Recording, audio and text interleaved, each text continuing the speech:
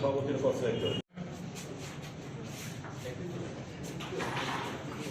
প্রদেশ কংগ্রেস কমিটির মাননীয় সভাপতি আশিস কুমার সাহা মহোদয় সভার আয়োজন করা হয়েছে। উক্ত আলোচনা সভায় আমাদেরকে আগামী দিনে জনপ্রিয় বিধায়ক সুদীপ রায় বর্মন মহাশয়, আমি অনুষ্ঠান শুরু প্রদেশ কংগ্রেস কমিটির মাননীয় সভাপতি আশিস কুমার সাহা মহোদয়। ত্রিপুরা প্রদেশ কংগ্রেস, ত্রিপুরা প্রদেশ যুব কংগ্রেস একটা খুব সময় উপযোগী কথা হচ্ছিল কিছুদিন আগে। মূলত আজকে যে বিষয়বস্তু নিয়ে আলোচনা হবে সেটা হচ্ছে মোদিজির 10 বছরের জামানায় দেশের বিভিন্ন রাজ্যে প্রায় অর্ধশতক বিভিন্ন স্টেটে প্রশ্নপত্র ফাঁস হয়েছে এবং সর্বশেষ হচ্ছে আপনারা জানেন নিট পরীক্ষা যে ব্যাপক যে কারচুপি, যে গোজামিল, যে দুর্নীতি হয়েছে সেটা আমাদের দেশের মানুষের কাছে একটা বড় বড় একটা বিপজ্জনক পরিস্থিতি এসে দাঁড়িয়েছে। বেকারত্বর জ্বালা এমনিতে মানুষ দিশেহারা, যুবকরা দিশেহারা। সকলকে চাকরি দেবে আমরা সে কথা বলি না, যারাই পাবে এটা ট্রান্সপারেন্সি থাকা দরকার।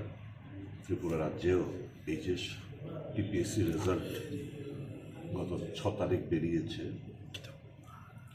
কম্বাইন্ডের, এর মধ্যেও ব্যাপক ব্যাপক দুর্নীতির এবং স্বজন পোষণের কথাবার্তা পরীক্ষার্থীরা আমাদের কাছে বারংবার কথা বলছেন।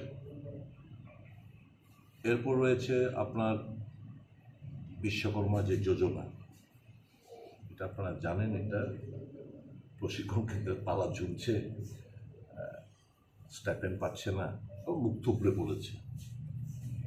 তো সর্বোপরি যে পরিস্থিতি দাঁড়িয়েছে, বেকার বিরোধী মানসিকতার একদম পরিষ্কার একটা জলজন্ত একটা প্রতিচ্ছবি আমরা দেশব্যাপী দেখতে পাচ্ছি।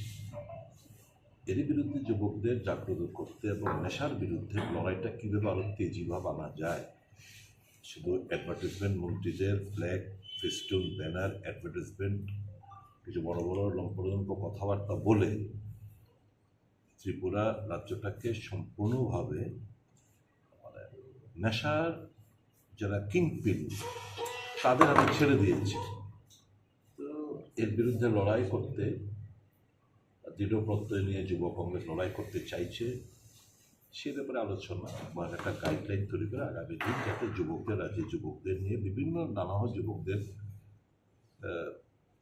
যে কঠিন যে সমস্যাগুলো রয়েছে এইভাবে কীভাবে তাদেরকে সঙ্গে আন্দোলন করা যায়, সরকারকে নাড়া দিতে পারে, সে নিয়ে একটা রূপরেখা একটা তৈরি হবে আজকের এই আলোচনা সভা। দাদা, যেহেতু সামনে পঞ্চায়েত নির্বাচনে সামনে ঘনিয়ে আসছে, তো পঞ্চায়েত নির্বাচনে কি আপনারা একাই দল লড়াই করবেন নাকি সিপিআইএম দল বা অন্যান্য যে আপনারা যেরকম ইন্ডিয়া জোটের সাথে অ্যালায়েন্স করেছেন সেইভাবেই লড়াইটা চলবে?